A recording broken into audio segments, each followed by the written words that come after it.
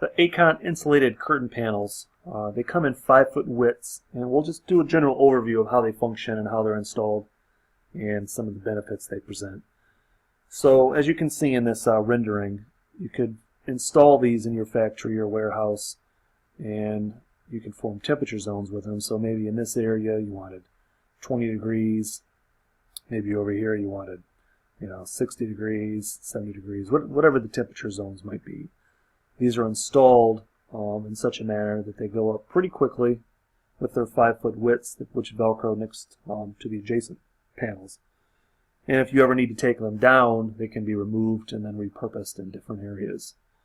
So there's a good return on investment, particularly for areas or warehouses where in the future they may not be needed, or you might need more space or less space, or just completely remove them so they're not there at all. So they have entry-exit points. So if you have a forklift or a person, we can put 10 by 10 doors or 15 by 15, just about any size you need. And these range from strip doors to roll-up doors to entry-exit swinging doors, which we'll discuss a little bit later. As far as the materials which are used, they come in R6, and they also come in R3, R6, and R15. And also, which isn't shown here, is the R9. So there's also an R9 panel. The R3 is approximately a 1/2 inch thick, R6 1 inch, and then to achieve the R9 and the R15, we actually double up the R3 or the R6.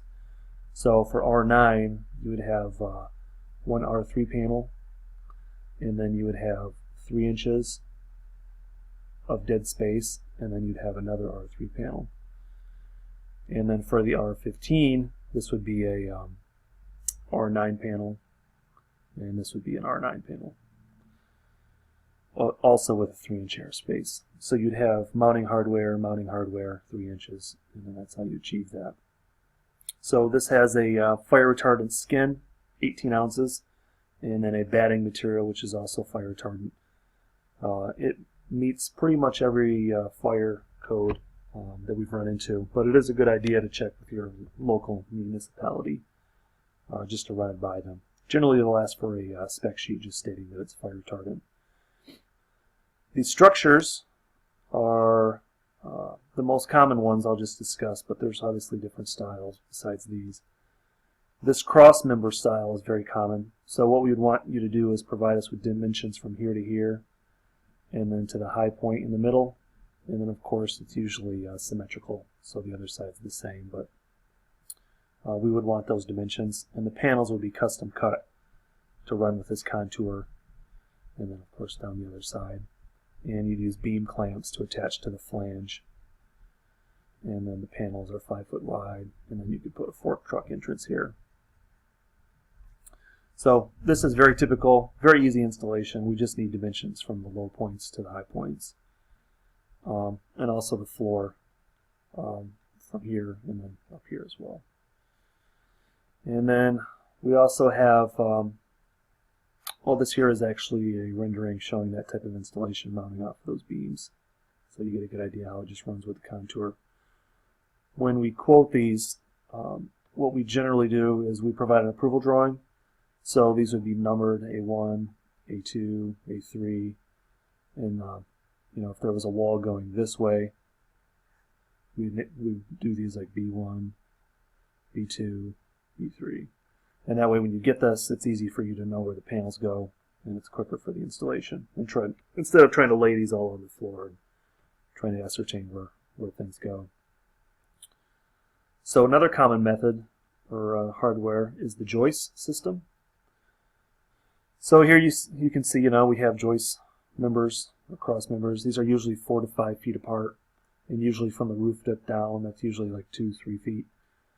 So to install these, you'd want to provide us dimensions from the roof deck, because that's where you want to mount these from, going to the floor. And then as far as the obstructions, whether you have conduit or whatever might be there, you're just going to cut these curtains and then use patch tape to seal them back up. So these can go, with the joists or they can go perpendicular. It really doesn't matter. We just need to know the distance from the roof deck to the floor. And if you are going to need to cut these, like I just mentioned below, then we'll need to know how much patch tape you need to seal them back up. So the curtains are made to be field cut, and it's a pretty easy thing to do. The types of hardware to hang the curtains, the two most common, you have the I-beam clamps and then you have the aluminum or steel angle. So the I-beam clamps would clamp onto the flange of the purlin or the beam, just like we show here. So it's got this set screw, screws down, pinches the flange, and then at the bottom it's threaded with a hole so you can run a J-bolt or an I-bolt up through the bottom. So the curtain has grommets at every 12 inches.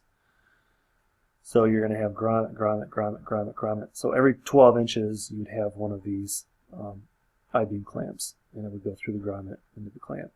It's very simple. Another method is the aluminum or the steel angle. So this works in the same fashion.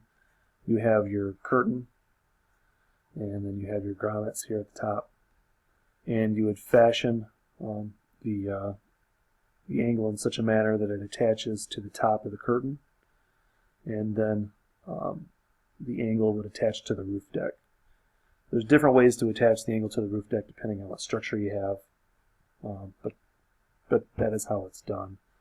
And then the tech screw is used. This is being shown upside down.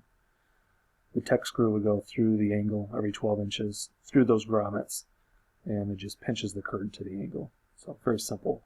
These come in 8-foot wide sticks, and then when you get them, of course, you can cut them to whatever length you need. They're very easy to cut. So as far as the obstructions are concerned, which we briefly touched on, they are made to be field cut. You just cut them, and then you use the patch tape, and then you just seal it back up, just like you would duct taping a split in any kind of object.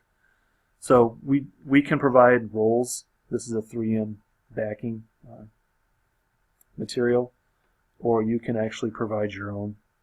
Some installers actually just use white duct tape as they save money rather than buying it through us. There's nothing really special about this. It's just white kind of tape material. As far as the entrances, the most common one would definitely be the strip door, which you can see in this picture here. The second most common would be the roll-up door, as depicted in this rendering, and least common, but just as effective, as a impact door. These have bumpers at the bottom, so you can hit them with your high-low or your palletized traffic, and of course they're great for letting people through. The door and the roll-up door, they're very good because they don't drag across material when you're going through them. Sometimes that's not a problem. Sometimes you have lighter material which will be knocked off your pallet. So in either of these instances, it's a better solution.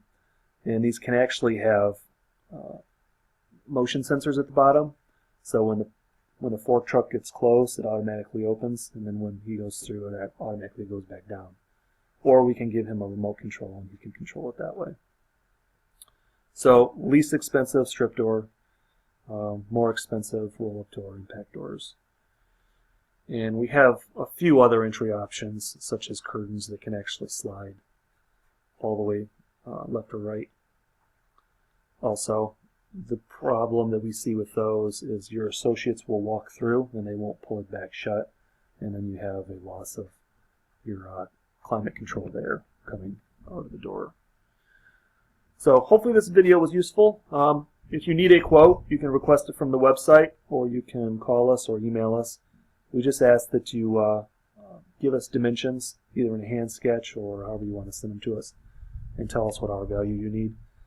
One thing about R value, the way we typically suggest which one to go with is based on a couple factors, and that would be number one, time.